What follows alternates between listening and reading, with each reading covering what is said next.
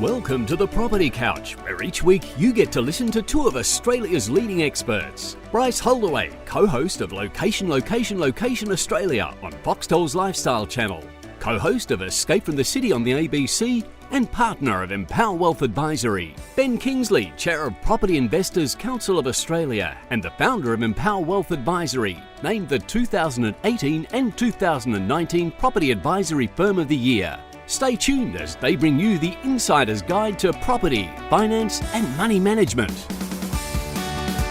All right, folks, welcome back to the Property Couch podcast. And of course, mate, welcome back to you. Thanks, Bryce. Thanks for having me. That's great. I'm calm, but I'm excited, aren't I? Right? Because obviously footy season kicks off in the AFL. We know the NRL is up and about already for the men, but we also know the girls are doing well. And you've got to be, round of applause to the Freo girls. Basically backs to the wall. They rock up literally the day before. They're on a 3-hour time difference in their minds, and they get out there and they wake up at halftime and take the chocolates for basically the last 5 minutes of the game. Great. Well, unlike you, Marshmallow, Melbourne-based footballers who are not used to flying every second week, the West Coast teams are very comfortable with that. No excuses, mate. We don't. That's just part of the MO. So it's exciting that basically the girls, the Freo girls and the smashing it. Collingwood girls will be playing finals. Well, the best part about that is it's dropped your swagger from last week. So that's probably what we should be celebrating, because you had Collingwood swagger last week, didn't you? We'll see. Yeah, no, the Brisbane got us. That's right. We didn't get the chocolates at the end of the day, but it's an exciting Very good. time. It's exciting time in the girls' footy, and it's great to see the boys' footy. Great to be boys stuff. So there we go. And for the listeners who hate sport, they're going, oh no, we have to fast forward that section for the next 50 weeks, for 30 odd weeks. Hey, a favour from our community. We are at we're 35 reviews away from 2,000 reviews on iTunes, which is incredible. And a couple of things. One, thanks to all those folks who've left us a review. It is feedback that fuels us. It also has suggestions, and we take on board and we read them all. We include them all on our website. And it certainly helps us chart in the algorithms, because the iTunes algorithm, Ben, is very, very difficult to understand, but there's a few little things that we know, and this is one of them. So thank you. And so the second one is, can you help us out? If you are to leave us with a review and we read it out, because we're going to do some reading out coming up, cool. We'll give you a copy of our Start and Build course, Ben. Wow, that's awesome. $497 worth of value. So Start and Build course, if you are happy to help us tick over 2,000, which would be really nice. Help us with that algorithm. And again, if it's 4-star, 3-star, 2-star, if the feedback is genuine and valuable to us, we're not just going to give them out for 5 stars. No, we are having a chat about property, finance, and money management, right? And so give us some feedback that we want to read out, right? So correct. that's pretty much what it is. But our wish is it's a 5-star, Ben. Let's put our wish out there. But if it's a 1-star, it's a 1-star. We hope that we're educating and guiding people to financial transformation. So if we're doing that and you feel like you're getting value, then hopefully that correlates to a good rating. So it's just a request for 35 folks to help us just tick over the 2,000. That'll be super helpful. Ben, pick a webinar coming up. Yeah, so Monday we've got pick a webinar, and it's a pretty important one for anyone who owns property in Victoria or is thinking about buying property in Victoria. 130 reforms are about to kick in on the 29th of March. So we've got Leah Callanan from the REIV, and also she's an elite property manager in her own business in Melbourne. So she's going to take us through some of those reforms. And there is some striking, challenging, interesting reforms that are coming. So if you got to listen to it. Now, if you can't make it, it'll be on demand. But again, it's only available for members of Picker. So you need to give us your $5 for your 1-year membership or $20 for the 5-year membership, because at the end of the day, we're volunteers. We spend our time in terms of putting all this information together. We don't get government funding. So it's really important that we advocate on behalf of property investors. So please join and get educated. Oh, very good. So my mindset minute today, before we kick into our main topic, is chapter 25 of How to Win Friends and Influence People, part 3, How to Win People to Your Way of Thinking. So chapter 25 is No One Likes to Take Orders, Ben. I once had the pleasure of dining with Miss Ida Tarbell, the Dean of American Biographers. When I told her I was writing this book, we began discussing this all-important subject of getting along with people. And she told me that while she was writing her biography of Owen D. Young, she interviewed a man who sat for 3 years in the same office with Mr. Young. This man declared that during all that time, he had never heard Owen D. Young give a direct order to anyone. He always gave suggestions, not orders. Owen D. Young never said, for example, do this or do that, or don't do this or don't do that. He would say, you might want to consider this, or do you think that would work? Frequently, he would say, after he had dictated a letter, what do you think of this? In looking over a letter of one of his assistants, he would say, maybe if we were to phrase it this way, it would be better. He always gave people the opportunity to do things themselves. He never told his assistant to do things. He let them do them, let them learn from their mistakes. A technique like that makes it easy for a person to correct errors. A technique like that saves a person's pride and gives him or her a feeling of importance. It encourages cooperation instead of rebellion. Asking questions not only makes an order palatable, it often stimulates the creativity of the person whom you ask. People are more likely to accept an order if they have had a part in the decision that caused the order to be issued. So therefore, an effective leader will use principle 25, ask questions instead of giving direct orders. So Ben, as you know, I like to role play with you just to see that this process has landed. So I can do so do you feel your IQ could have been stronger had you made better choices as a youngster? Right. So I'm naturally, bro. I'm not being specific here. I'm just asking the question. No, you don't get much IQ in kicking the footy and shooting baskets. Do you think that your positioning as a leader in our community could have been strengthened had you made better choices as a youngster? Well, I don't think I'm a leader, so yeah, there's no doubt there's upside there. Do you think that you can overcome the conditioning that second best is okay, considering the choices you made as a youngster?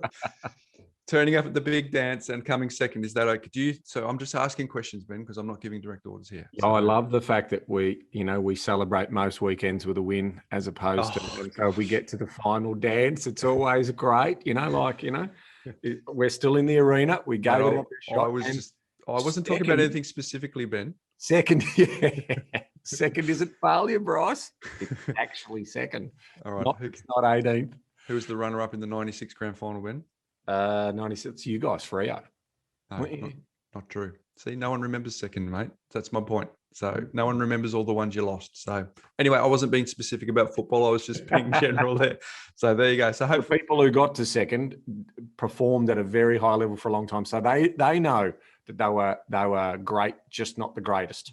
All right. And there's nothing wrong with playing in the top 25% quartile, even the top 10% quartile, or the top 5. So let's bring this back to money management and to wealth creation. And I would say the same thing. If you're in the top 20% of people who organize their affairs and have a future orientation and have a delayed gratification, and you get to a lifestyle you're living for, congratulations to you. You do not have to be the winner. There is no winners when it comes to wealth creation. No one will ever stay on top in terms of being the wealthiest person on the planet.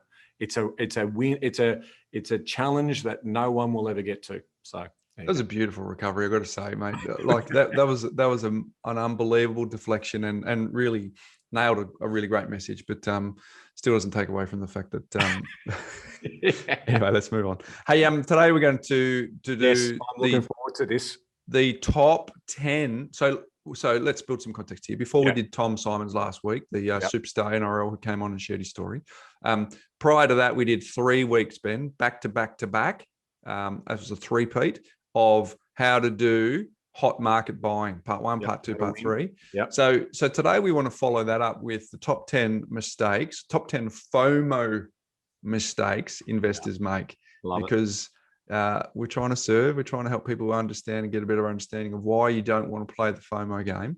And I just want to shout out to everyone who's listening, who's an Instagrammer or a Facebooker. We have some content that we've put over on both of those platforms around what FOMO is. So I'd certainly encourage you to check that out as a follow-up. We'll have some links in the show notes. So if you're on your phone or whatever, you're not driving at the moment, but you're doing other forms of listening to us, click on those links, go over and have a look at that socials and check it out. But let's kick this off, Ben. Number 1 mistake that we see investors make with FOMO is they only buy because they see others buying.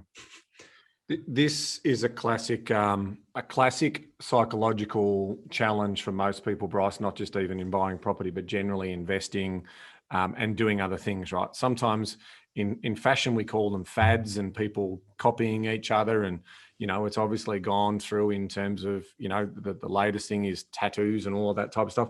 But in terms of when it comes to investing, it does happen, right? We've got a lot of independent private investors in the share market, higher than it's ever been before, because the dollar, your return on your dollar in a bank is so low. And now, obviously, with record low interest rates, we have this classic case of people wanting to get into the market. And if they can't travel overseas, they're changing their priorities. So it is a perfect storm to feel like you need to be moving forward in life. And it is a classic perfect storm that you need to feel like, you need to get in. And if others are getting in, you want to play in that game, right? Because you want relevance in the conversation and so forth. So it is a very powerful force, Bryce, for people. So as long as everyone understands and recognizes it as this powerful force, you then want to ask yourself, is it something that I need to do to hit my goals? Because right now it may not necessarily be something that you need to have, because property's for the long term, isn't it, Bryce? Yeah. It's very expensive to get in. It's very expensive to get out. And so when we see these types of things happening, what are some of the classic things that they cut corners on, Bryce? Well, where do we start? There's a lot to do that, but it's around homework and research. But I want to tell a story that for some of our Foxtel subscribers, they may or may not have seen an episode of Selling Houses Australia, where there was a guy who had bought a property in West Footscray here in Melbourne. And the story is basically a case of went to go to the shops, stumbled across an auction, participated in the auction, bought it. Like that hurts my head, Bryce. Like, how could you be such a person who with no backstory just go and drop? Yeah, well, how'd you go? Did you get the loaf of bread, love? Yeah, I did, and I also got a 3x2 in Smith Street. So, but the thing, a little weatherboard. But the thing of the funny thing about it is, had to go on Selling Houses Australia because he couldn't sell it, right? So needed help. So unpack that for us, right? In terms of, so he's bought this. Financially, they couldn't. Well, no, they purchased it, but they just could. They couldn't. They bought it and then just struggled to sell it. So the Selling Houses Australia thing is, we come on, give them advice, we give it a renovation, help them choose an agent, all those sorts of things, and get it over the line, right? But and you can go and check that out if you're a Foxtel subscriber. I'm sure it's looping, as is location. But the thing is that the auction was providing an environment where everyone else is buying, maybe I should buy as well. It's kind of that whole FOMO scenario, but hadn't got pre-approved in advance. And so then went ahead, settled, and then had this property, and then they didn't want it. Now, I think there was some details for maybe thinking it was for one of the children. It's a long time ago I watched the episode, but the point of the story is they just bought because this person just bought because other people were buying at an auction. But so what you're seeing now is all of these headlines, all of the chat. It's the great Australian BBQ topic. We've always said that. Well, it's on steroids now. So the fact that there is movement, there is market movement, may not be, like you said, a good thing for you to do if it's not part of your overall plan. So it's a classic of plan to become what you plan to become. So there's one little takeaway, but two, research and homework, right? And I think we'll talk more about this through this episode. Buying property is a process, not an event, right? It's really clear to us that people sometimes get the order in the wrong direction. Now, if you go back to our How to Win in a Hot Market 3 episodes, you'll see how we unpack that in terms of the order of making sure your cash flows are right, then your borrowing's okay, then it was about the asset selection, then it was about negotiation, and then it was about terms in contract. All of those things are an orderly process of what you do. What we are seeing here and what we see during FOMO is, these actions that are disorderly. and they cause unnecessarily grief for those people who don't line their ducks up properly. And I think that's, so we've talked about this many a time on the podcast around it is a process, not an event. We have the A, B, C, D, which is B first for borrowing power, C for cash flow management. Sorry, C first, cash flow management, then B, borrowing power, then asset selection, then defense is all part of it. Even though we say it's A, B, C, D because we like to keep it simple for everyone. It's actually C bad. Yeah, C bad, right? So maybe we should change that. It's a C bad. C bad. Well, yeah, people who are not doing their homework and get FOMO, Bryce, are going to see bad. All right, they're going to see horrible. Well, there we go. Nice one. Hey, not bad for a Collingwood supporter. Not bad for a so, yeah. Well, I got there. Say that again. I didn't get that IQ up because I was. Oh no, mate, you're a trend defier, that one. But so it's kind of making sure that it's part of a considered decision for you to buy. Now, to separate from owner-occupiers to investors, so owner-occupiers, it's clearly an essential need, roof over their head, they're making a practical decision. But for investors, there should be no excuse for you buying just because of FOMO. I'll repeat that. There should be no excuse for why you've purchased just because of FOMO. Can I be a bit controversial, Bryce, for owner-occupiers? Go. So So there's a couple of things that I've talked about before, and they are both quite controversial around organising your finances and your wealth. The first one, which is very controversial, is please, don't start a family before you're in a good financial position, because that in itself has some consequences. But the second one, I'm going to be really controversial here, so apologies to those people if I offended. Geez, the first one was pretty controversial. I know. Well, the second one is if you're looking to buy a property with a partner, and that relationship isn't built on a solid foundation, that's also potentially going to be a financial disaster if the relationship isn't going to be everlasting. And I say that with utmost respect for people, but if they think that, owning a home or having a child is going to fix their relationship, that's ultimately not going to end well. So I encourage people who are looking to buy property. And I say this because we get the privilege of working with lots of people, and we see divorces and we see separations and we see all of those things that happen. So, if we're feeling like the relationship's stagnant, doesn't necessarily mean you have to go out and buy a property.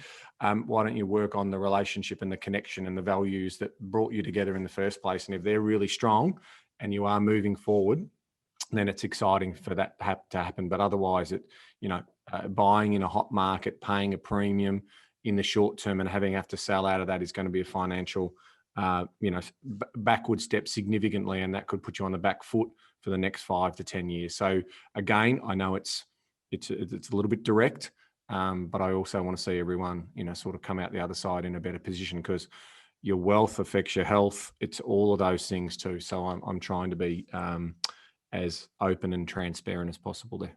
Mate, you're the village elder. You're trying to pass on some wisdom for someone who's at a life cycle where you've seen a bit of stuff. So I don't think there's any problem with that. But so I had and I think the recycle cost is really what you're saying there. It's not like you're buying a car together.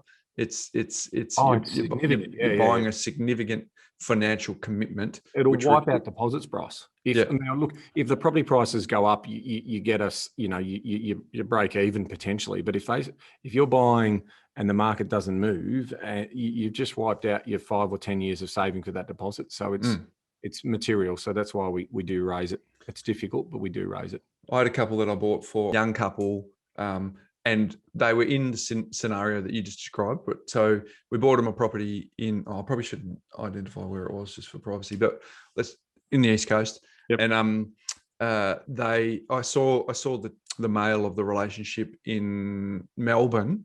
And I'm thinking, you live in Canberra. I'm seeing you in Melbourne. He goes, no, that relationship only lasted about 3 months after we bought that property, and then we split up.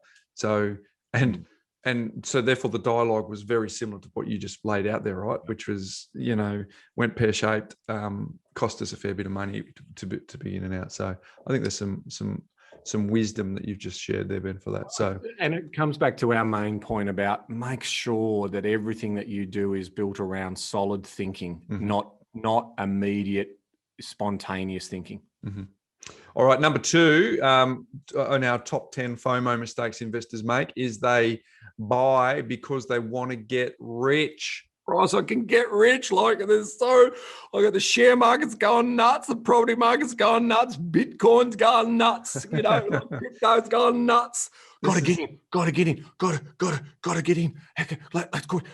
You're buying. I'm buying. Let's go. Come Bryce, I gotta go. Yeah. Yeah. This is a spruiker's mind. This is conditions that they cannot. Oh my goodness. It is just a paradise for spruikers, folks. FOMO is a paradise for spruikers. I've said this before. I said it in the part 3 series. I've been in hot markets all my career because by nature, we chase just being in front of the wave so that when the markets run, our clients and our own portfolios get the benefit of that. So that's nothing out of the ordinary. So therefore, early on, I was a borderless investor from pretty much 1999. I became a borderless investor. I was living over in Perth and I bought in Queensland. So that's not a surprise. But having experienced the market, Ben, where the rising tide is lifting nearly every ship in the damn harbour, right? So across the country, that is without precedent for me and for a lot of people. So therefore, just getting your name on a title is the game again, right? That's the spruikers game. And they will be able to make sure that you can buy some land with $1,000 deposit and you can line up a building contract without much pain, and you can get all the incentives and all those sorts of things, which is fine. But just don't forget the fundamentals that we have spent a podcast career trying to help people understand, is that spruikers make a truckload of commission, and they preach the get rich quick prosperity sermon, and you need to be aware. Yeah, they're going to prey on the whole scarcity idea. Now, the spruiker also has a stock list to sell from, right? So in reality, they can sell multiple properties very quickly because they're off the plan, or house and land, or whatever that looks like, right? So this is, they go into hibernation for the downturning market and a flat market, but they, it's like watering the ground. They spring up everywhere in these particular markets. So, and they are going to be talking to you about, I sold this one last week, that's already gone up 10,000. I sold this one, the land value is going up here, that's going up there. And they're creating this sense of urgency. And we've talked about that before in terms of create scarcity or sense of urgency. And they're looking to get your signature on a piece of paper. So be mindful, there's no such thing as a free lunch, in terms of paying for professional advice. And you would like your professional advisor to still be calm, even in these, choppy waters, because we agree that it's an excellent time to be buying property. We've supported that story, and obviously we're doing that work every day in our business. But it's just about context, and it's about anyone who's selling you the spoils of riches. I really don't like the word rich in its connotation of measurement of wealth, because it conjures up all material things that aren't of any value. If you use the rich word in terms of having rich relationships, rich connections, rich experiences, then that word resonates with me. But, the dialogue that they're going to be talking to you about is going to be really important for you to get a sense of what their agenda is, in terms of if it's more about you and what it means for you to reach your personal goals, and not so much about this property is going to make you rich, or this property is going to put you on the pathway to super wealth. Then you're not necessarily dealing with a legitimate professional advisor, in my opinion. If you're getting something for free, you are the product. Correct. That's the fundamental principle here. If everyone remembers that, when on Facebook, you're getting Facebook for free, so therefore you're the product. You are the eyeballs that Facebook is selling to advertisers. So if you're getting something for free in the property market, you're the product. You are the lead that is being provided to someone else so that someone can profit from you being the lead. You're the product if you're getting it for free. So here's the deal.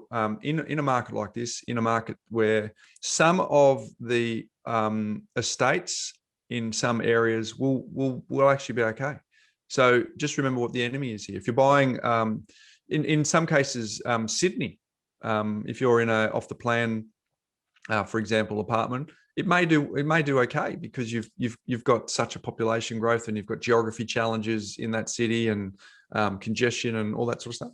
But to remember what the enemy is. The enemy is engineering faults in high-rise buildings, and the enemy is, I've seen in a lot of estates where builders are under enormous volume pressure.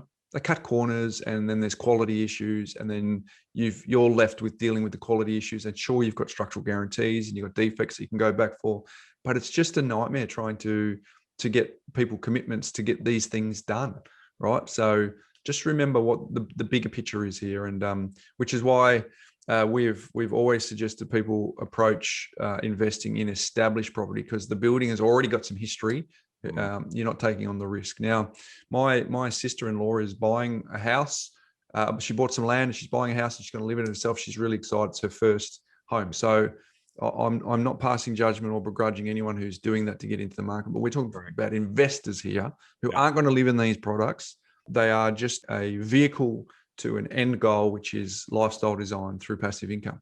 So I want to be very clear to separate those two things. But the second mistake we see here is very clearly that you buy because you want to get rich. Drop it. It's not the deal. Our podcast is a get rich slow program, not a get rich quick program. And I think I can't remember the author, Thomas, the Millionaire Next Door. Go and read that book. Seriously, there is nothing flashy about most millionaires. It is accumulated with protecting the downside, being optimistic about the upside, taking measured risks, and actually being prepared to back themselves to self-fund some form of lifestyle design, i.e. cash flow or whatever it is that they want to create through that. So just get rich quick. And they're not flashy, those millionaires next door. A lot of people don't realize that they're just humble in terms of what they're doing. And that's what we're about, financial transformation to wealthier tomorrows. So, and just basically meeting your life objectives and goals, lifestyle by design, over a long period of time.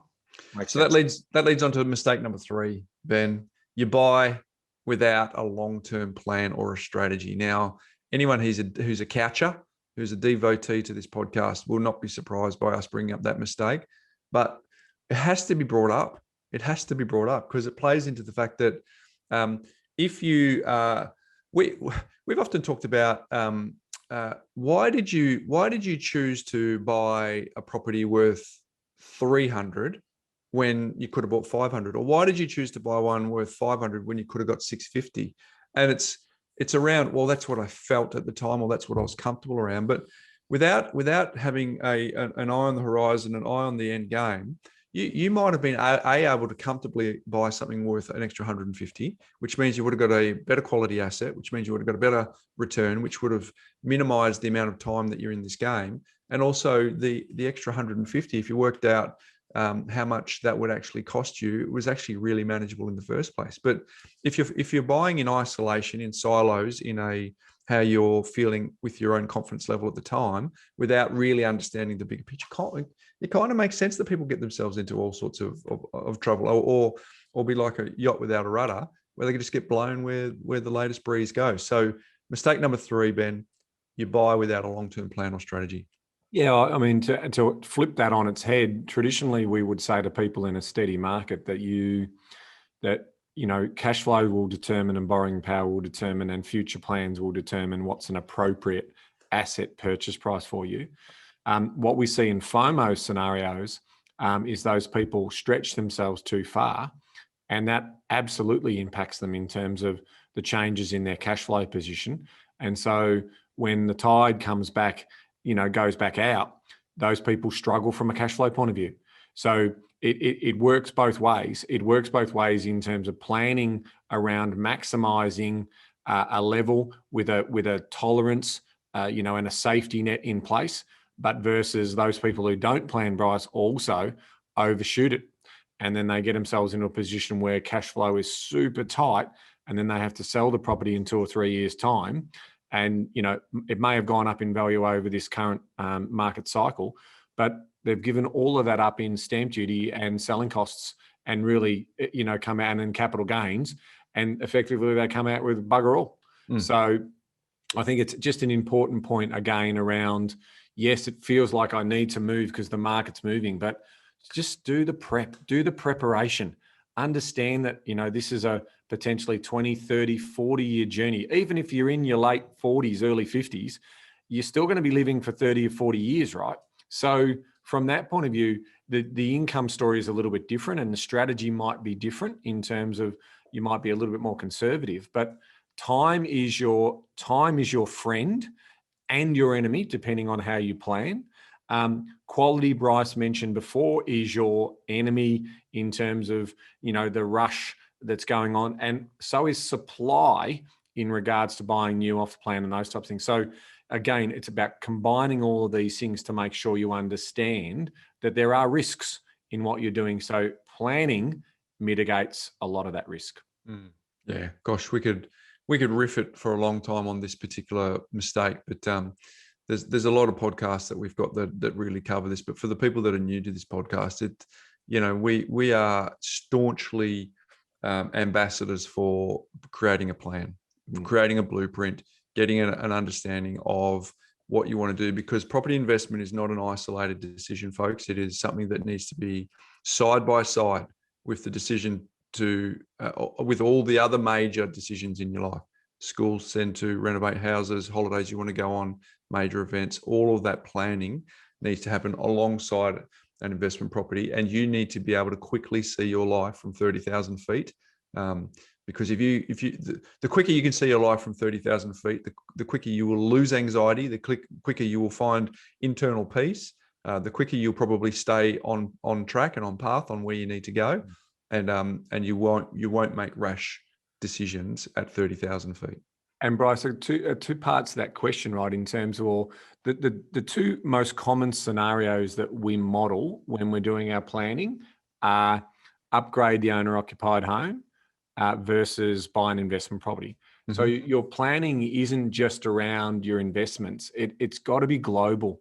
It's got to be around, the big rocks in the jar. And in a lot of cases, the determination might be, no, we're going to go after a home rather than an investment property. And then once we get that bedded down, we'll start our investment journey, or we'll keep our existing property and turn that into an investment property as well. So in a way, we're sort of accidental investors as opposed to plan investors. So that's the best part about planning. You make the invisible visible.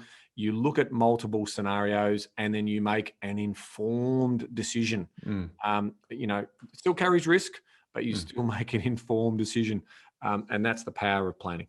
It's kind of like paper trading your life, really, isn't it? Where you think, well, I can actually play out scenarios from 30,000 feet with my life on paper, where you don't have to pay stamp duty. You don't have to pay capital gains tax on paper, do you? You can actually go, what if, and then you just continually do what ifs until you go, bang, nailed it. That is the most emotionally combined, financially combined permutation that satisfies my heart need to touch and feel my own walls, if that's what you want, versus my desire to make sure there's that lifestyle design for the future. So so you're paper trading your life through having a plan, folks, and that's a better place to do it rather than doing it in real and then going, oops, okay, stamp duty, oops, agents fees, oops, lost my confidence, and don't get back in the game. So number 3 mistake, you buy without a long-term plan. Number 4, wow, this is going to be a surprise for everyone, Ben.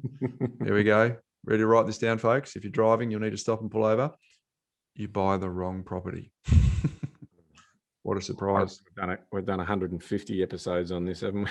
160, I reckon. Let's quickly riff it. Has to be investment grade. Don't get caught on the rebound property. And don't think that FOMO means that flipping is a great strategy as well, because if you do the numbers on flipping, you need to be in the game for a while, because there's a fair bit of pressure on that renovation outcome if you're flipping it under 12 months, given the tax regimes and everything. But what else can we say about not buying the wrong property other than don't buy the wrong property? Good reminder to get back into some of those first foundation episodes to listen to that. We talk about it, owner-occupier appeal.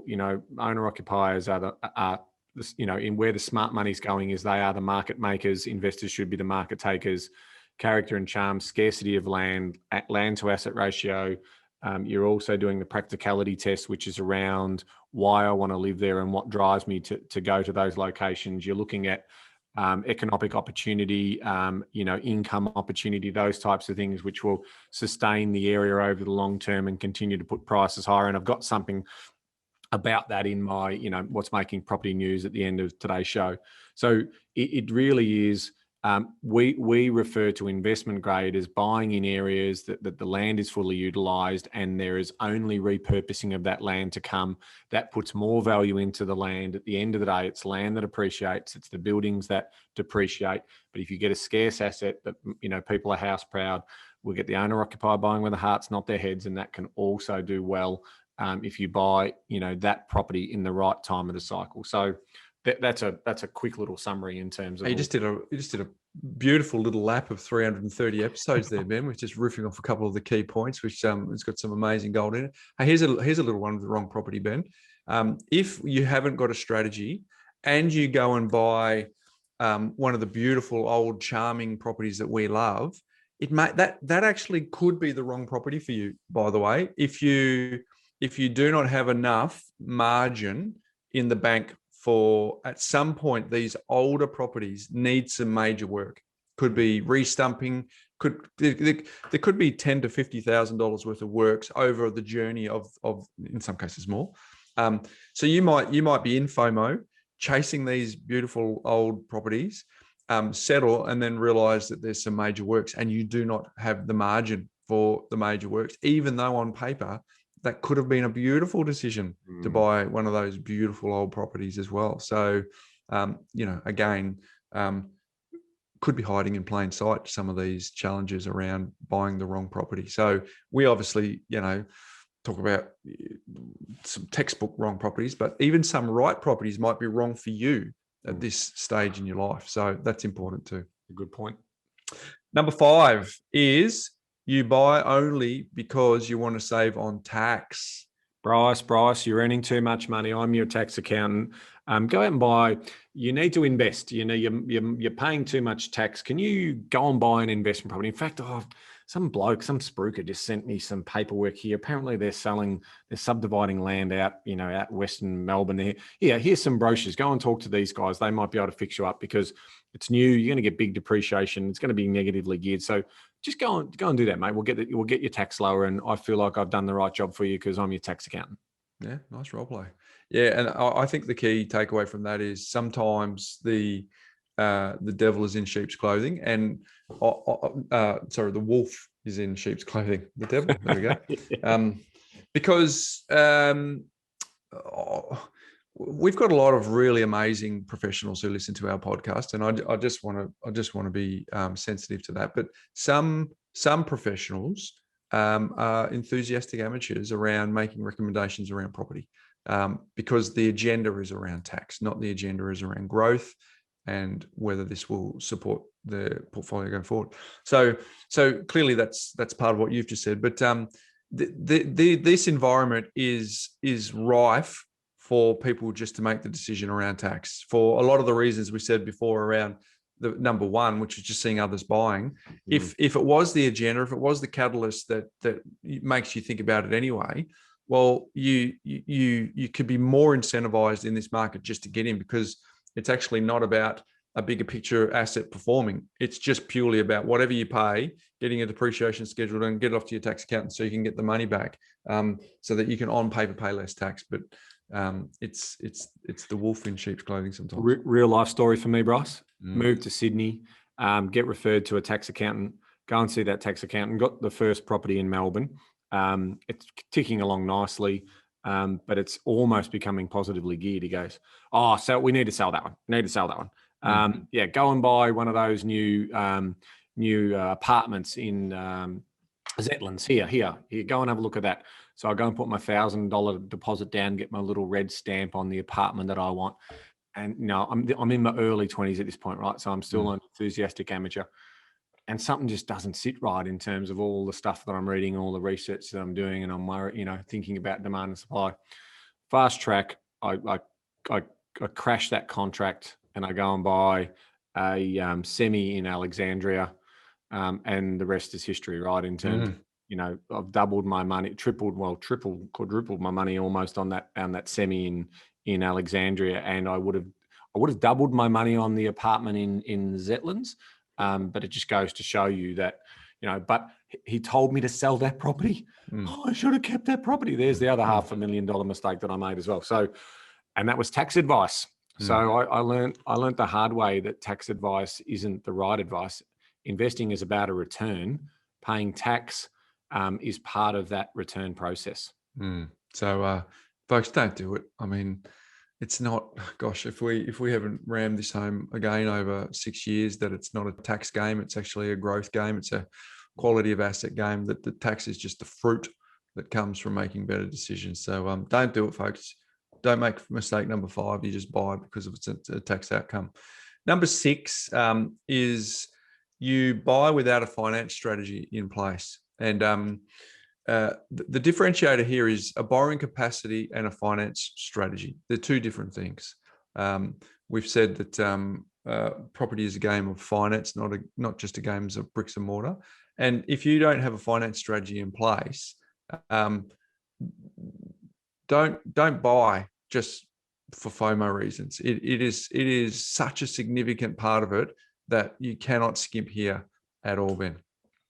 No, Bryce. I mean, in terms of, like, I can give you some examples around rent vesting versus owner-occupier, right? So once, in a very simple context, if you get rent on top of your income, that constitutes the overall income that you've got coming in, and that allows you to borrow more, right? So ultimately, if you're ever buying for owner-occupied purposes, you might be able to borrow, say, $500,000. But if you're going to buy an investment property, you can actually borrow $650,000 or $700,000 based on the fact that you've got this rental income coming in. Now, the banks do some throttling or reduced assumptions on the percentage of rent that you're going to receive down to 70%, or in some cases 80% of the rent that's going to be received. So this is all part of the decision making that you're doing around what strategy, right? So that's one simple example of being able to borrow more. Others could be, if you're on a yield strategy or an income strategy, you might buy 2 lower valued properties because you need some cash cows. And with those lower borrowing properties, you've got a 5 or a 6% yield, as opposed to a 2% or 2.5% yield on what we would consider scarce capital growth assets, right? So it is about combining those ideas and then working out where your borrowings can allow you to go. And that's strategy and structure around lending. It's not just a simple, I've gone onto your website and I've looked at a borrowing calculator and it says I can borrow X. The other part of that story for us is about shopping your lending.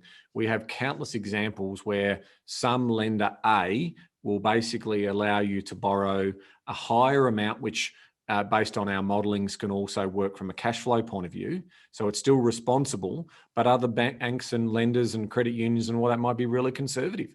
And there might be a $200,000 or $100,000 difference in terms of the allowance of borrowing power. All of those things are considerations that need due diligence and due consideration.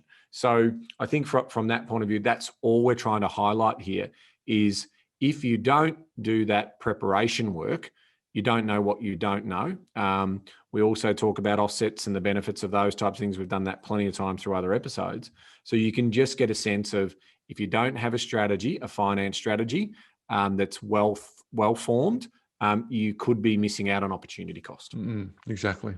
Even 80% versus 90%, all those sorts of things. So exactly. So mistake number 6 is you buy without a finance strategy in place. Mistake number 7, you underestimate what it actually takes to play in the big leagues, in the hot market. Now, this was so big that we did 3 episodes on it, but because it'll lead on to the next one, which we could probably combine, which is number 8, you're too impulsive or you're too cautious. But if you don't know how to play in a hot market, you're going to get burnt in some way, which is really important. So you're going to go on a learning curve that's steep.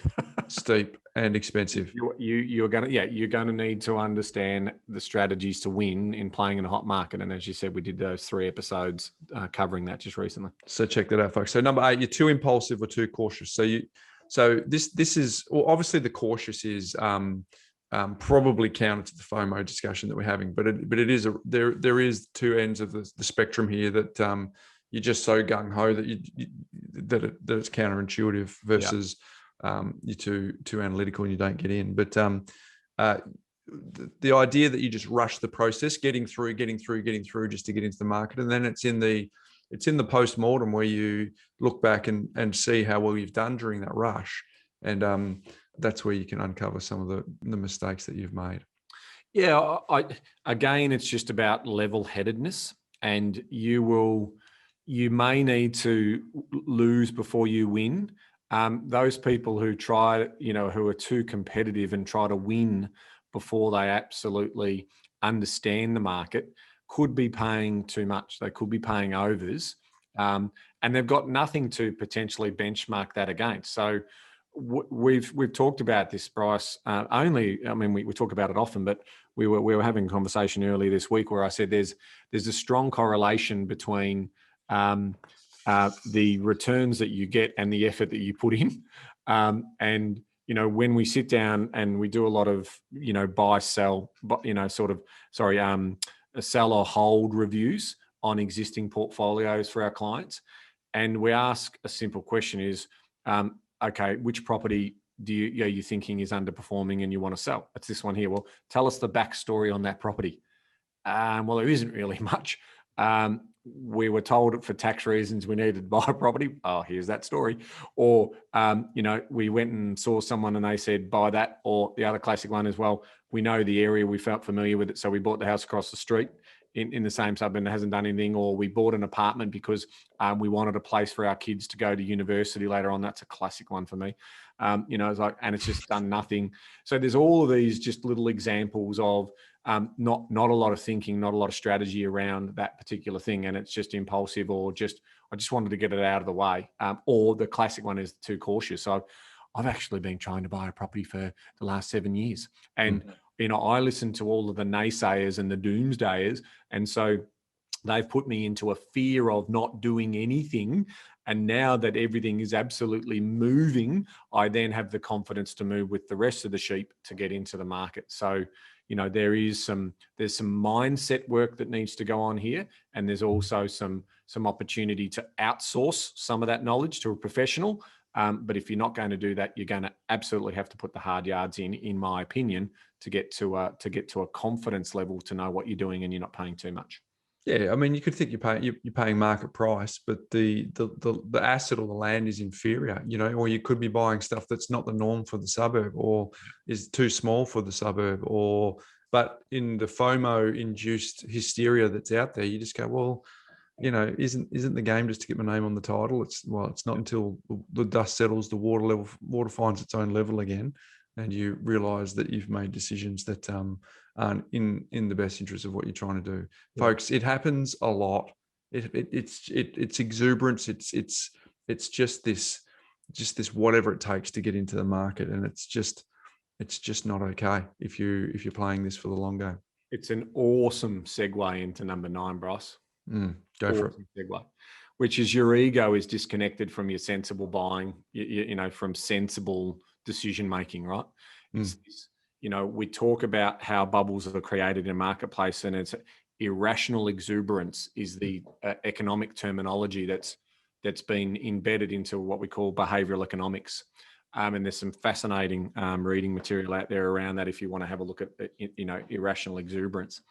So what we're talking about here potentially is we're putting our investor caps on, and we're saying that there are people who have a significant amount of wealth, and we do know that it's easier to create more wealth when you're in a reasonable position to do so, right? So these people might come into the market being advised or making their own decision that they need to buy an asset, and they'll just pay any price for it because they know they've got a really high income. And even if the market's telling them it's a $1 to $1.1 million asset, here they are fighting it out at 1.3 or 1.35, thinking that, well, there's some other person who's in that game with me. It is about getting that balance right. Yet they've done no research. They haven't done their comps well. Even the best buyers agents run out of gas in terms of saying, I can't justify this valuation. And, they walk away. I mean, last month, I think there was, 15 or 20 properties that we missed on. 20 properties we had a swing and a miss at. Yeah. And we just said too much. We can't see value there. So what we're talking about here is this imbalance that goes on in the mind around this impatience where they're cashing checks that really aren't worth cashing because they're paying overs for the asset, right?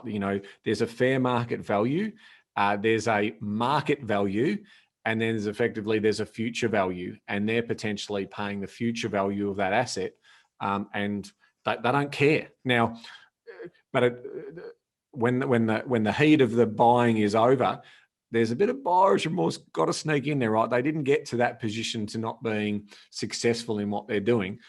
So we're just sort of saying, keep the ego in check, keep the competitive nature in check. And as investors, it's okay to miss out to owner-occupiers. It's a worry the other way around if there's 5 or 6 investors going hard after the asset and all of the owner-occupiers have tapped out. That's you should automatically get a sense that I'm paying overs for this asset. Now, if you've got a 20, 30 year view on that, obviously that can ease the pain of the mistake. But our view is keep the ego in check.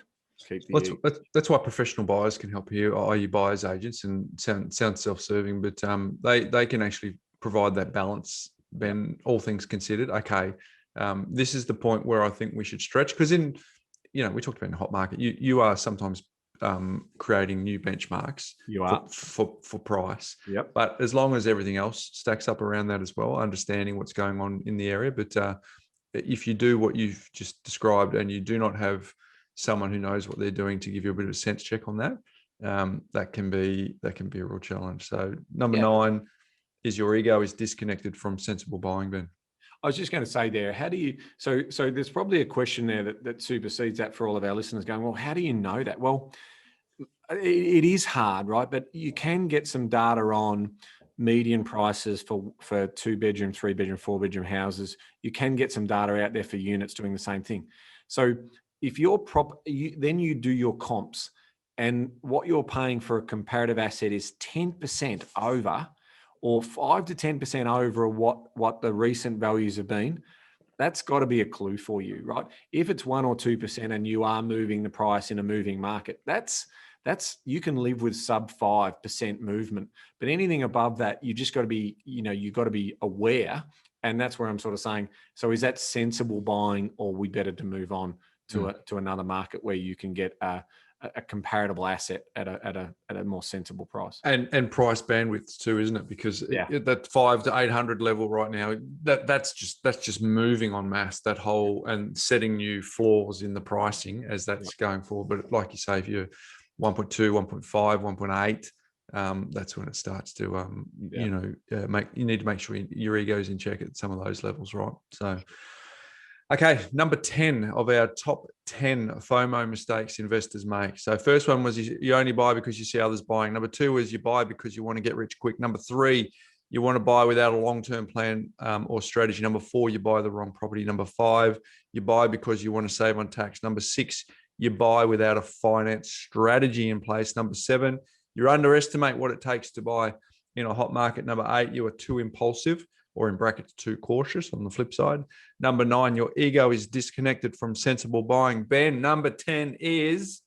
You buy regional because you think the world has changed, Bryce. Forever. It's changed forever. Now, we've gone a little bit off tangent here because we're now actually talking about markets within markets. But I thought it was important to look back. History tells us that we have short-term memories, us humans. We're not real good at long-term memory. So we hear stories of cocooning and doing certain things and our behaviors. Well, I can tell you that, I'm starting to see a few more people in the CBD. There's a few more people coming into our office for work these days. So we might get back to some level of normality. Now, again, the data is hard to ascertain at the moment on who's buying these regional assets. We think it's a lot of double up purchases, which means that City people are buying a weekender or a holiday home down the beach or a tree change location, and they're potentially looking to hedge their bets. We definitely know that there's been some migration, some people, and they're saying, I'm going to do the commute, I'm going to come back in.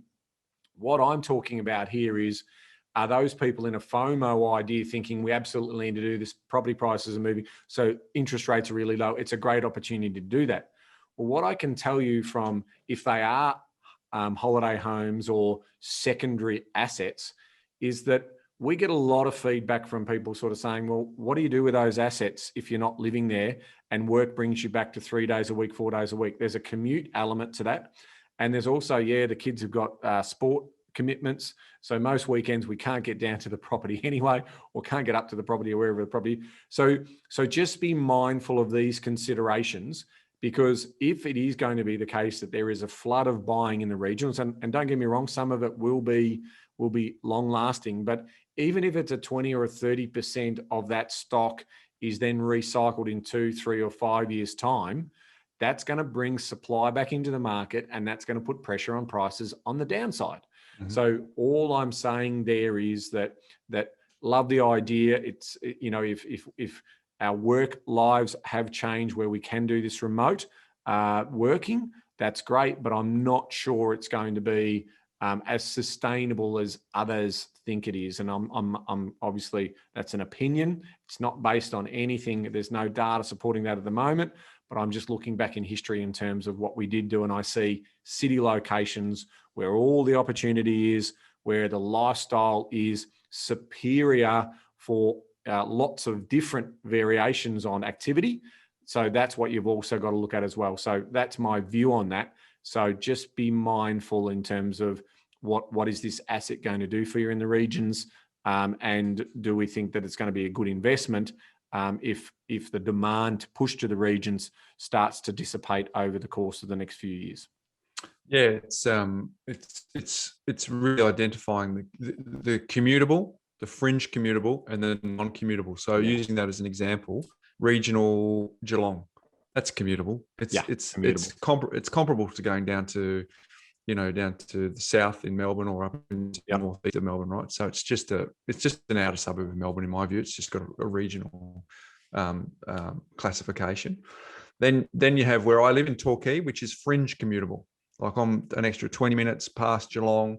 It's, that's an extra 40 minutes as a commute, but it's still fringe commutable. And I know lots of people who commute 5 days a week, which I sort of bow to, but I've never done that. But and then you go to Lawnben, and that's not commutable.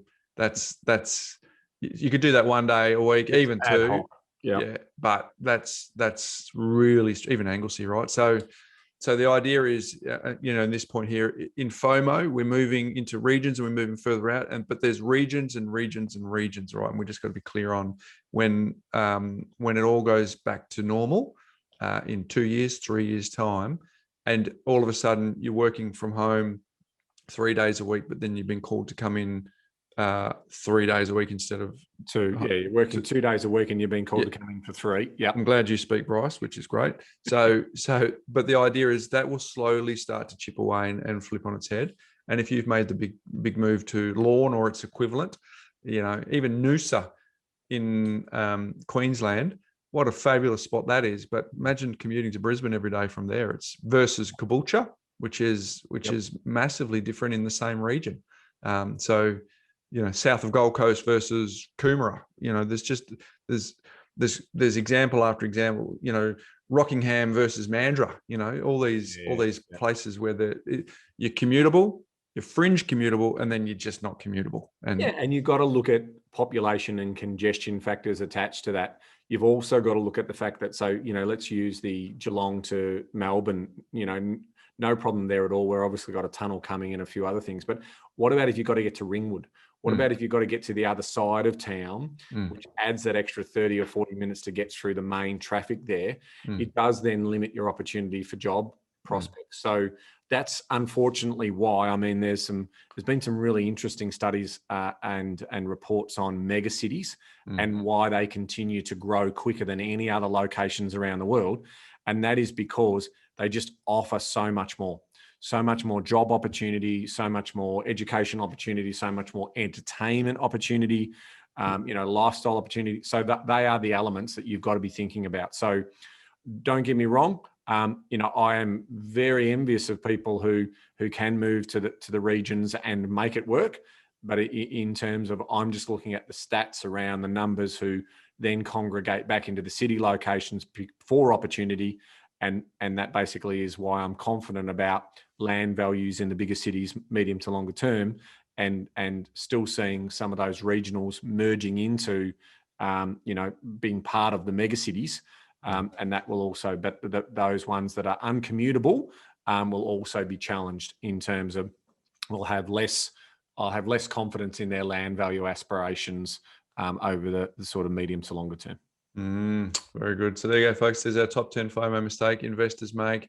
How'd we go? Let us know. We're going to put a little tile up on socials in some form, and we'd love to know what you see as investors' mistakes. Have you made a FOMO mistake? Have you seen someone make a FOMO mistake? We would absolutely love to crowdsource this feedback to see what we're getting. We'll report back to this community next week if we get some more that you folks think of as well. So we'd love for you to participate. But again, you buy only because you see others buying is number one. You buy because you want to get rich quick is two. Three is you buy without a long-term plan or strategy. Four, you buy the wrong property. Five, you buy because you want to save on tax. Six, you buy without a finance strategy in place. Seven, you underestimate what it takes to buy in a hot market. Eight, you're too impulsive or too cautious. Number nine, your ego is disconnected from sensible buying. And number 10, you buy regional because you think the world has changed forever, which rounds out our list. So there you go, folks. Let us know what you think. Hey, my life hack today, Ben. I wish I had have seen this before, but I had this little meme come across my radar, and it was basically a dad. So this is a shout out to all the mums and dads that are out there with young kids and clearly exhausted. So the meme has got an image of the dad on the couch with a doona on and a pillow, and the three kids are on the floor. They're in their superhero costumes and all the dresses and everything is looking really cool. And the challenge that the dad has given the three little kids is challenges them to draw him sleeping so he can have a nap. So they're safe. So there's my little life hack for the exhausted. I feel like I'm out of the tunnel now, Ben, with an 8 and a 10-year-old. You've got a 9 and 11-year-old. So I don't know how you feel about that, but we feel like they'd rather do things away from me than with me, unless I take them down to the beach and stuff like that. But if you want to set your kids a challenge to draw you while you're sleeping so you can have a nap, hopefully that one might serve you as you come into this weekend. Ben, what's making property news? So a couple of things to talk about and circling back to some interesting stats, but household spending intention series, Bryce, the Commonwealth Bank of Australia basically do a little deep dive into these household spending intentions, and they do this running series, which they started back in February of 2015. So I'll tell you the ones that are soft or flat. Mm-hmm. So retail, well, we've had our retail therapy in a big way through the pandemic because we haven't been able to go anywhere. So that's the intentions are going down on that. Motor vehicles are flat, travel's flat naturally because we can't go offshore. Entertainment, education, health and fitness. So we're certainly going to get back and try and get those COVID curves off from being locked down, especially us here in Melbourne. There's certainly a few more layers on the hips. Well, how's the build-up in Melbourne with all the football tonight? I know, football-centric, but just the excitement because one of the headlines, 18 months since we've been allowed to go to the MCG, like just Melburnians are just super excited to be in crowds again. Super excited. So that's all, for our footy. But the big one, Bryce, the one obviously I was honing in on was really just around the household. So, basically home buying spending intentions are at the highest level. So there is still this really strong property focus at the moment, which we know about. We live and breathe it every day, but it's also continuing to show up in the data. So we haven't seen that demand level go, but we will see it turn as unaffordability or affordability is challenged. We're going to see some of those reports from Westpac and the like start to bring down. But this home buying intention survey is basically at the record level, the highest level since the start of this series of data. So that's interesting. We did see during the week, Bryce, that property prices in Sydney have now surpassed their peak. We will know just how far they've gone past the peak when our good friends at CoreLogic give us an update. But effectively, here's what we've seen. The recovery trend in Sydney following the 15.3% decline from July 2017 to May 2019, which was interrupted by COVID-19, with housing values falling 3% through the worst of the pandemic. Well, we're now back up to house prices are now higher. They've risen 5.7% after hitting that floor in October back then. So it's moving. And then I thought there was an interesting article from Aidan Devine from the Daily Telegraph, which is also part of the realestate.com.au group. And he's got a fascinating little stat there to say, you ready for this? In terms of property price movements, 60 suburbs, they're forecasting by the end of the year, Bryce, Sydney will have 60 suburbs where the median price is $3 million or more. Shut the gate. 3 million. By the end of this year. Wow. 60 suburbs with 3 million is your median. So there's that ripple effect. There's that, centre moving out, aspirational areas, money being reinvested, people upgrading, downgrading in these markets, scarcity of land, all basically pushing values higher. And of course, we do know that this is led by historically low interest rates in terms of making that story stronger. But it's just goes to show you that compounding wealth and compounding results will start to see more and more of this baseline wealth continue to grow, and that should give us confidence around the medium to long term for property values. What I love about that, Ben, is it gives people some insights into where real estate can actually go in this country. So if you're living outside of, to say you're living in any of the other states other than New South Wales, and you're kind of thinking, will property continue to grow in value? We've always historically used reference points like New York and Tokyo and London and all these, but you only have to actually look inside your own, on this island that we live on, to see that, some of those suburbs, because we were talking about this before, the Cremorne's at 2.97, Bondi's at 2.95, Coogie's at 2.9, Seaforth is 2.89, South Coogie's 2.85. So it doesn't take long to see that some of these suburbs are down the road or in the city that we live in, or we've been there ourselves, and we can start to go, okay, well, there is actually precedent in this country that there are going to be 60 suburbs that have a $3 million median. So it gives us also that internal confidence that if we do continue to back property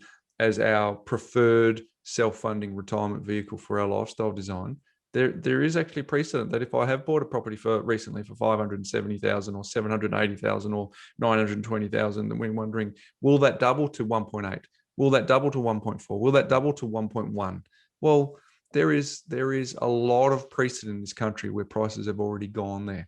So that's what I love about that story. It just helps to build the confidence that we clearly think that property is the right horse to back, but also if people want independent evidence to wonder if, is this just a big Ponzi scheme, was one of our episodes about 20 episodes ago, Ben? Yeah. Well, no, there is some precedent that it can still grow, and there's still plenty of room for it to grow. Yeah, people are house proud, and while it remains the great Australian dream, people will effectively want to buy what they can afford to buy to live their lifestyle design that they want to live, and that has a ripple effect to all of the other markets. So whilst they keep setting the benchmarks, we get to benefit on the coattails of that. So it's a good news story.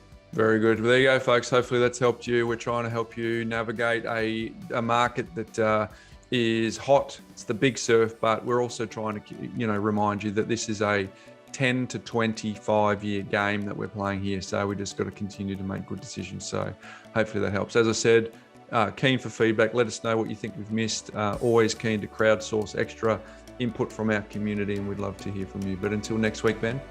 Knowledge is empowering, Bryce, but only if you act on it. See you next week, folks. Go Pies. Hey there folks, Bryce Holdaway here. Before you go, if you're new to our community and only listened to maybe a handful of episodes, I thoroughly recommend that you go all the way back to episode number 1, where we unpack all of the foundations when it comes to property investing. Now for those of you that might be a little bit time poor, I've got good news for you. We have a binge guide that you can download straight away, which summarizes the first 20 episodes where Ben and I unpack the foundational pillars of the A, B, C, D, and so much more. And you can get that straight away. If you go to thepropertycouch.com.au/TPC20, you can download it and consume it whenever you want. It's completely free and available now. And for those of you, just a quick reminder that nothing we've spoken about today constitutes financial advice. We recommend that you reach out to your licensed professional advisor so that you can look at your unique circumstances before acting on any information. Now don't forget, go to thepropertycouch.com.au/TPC20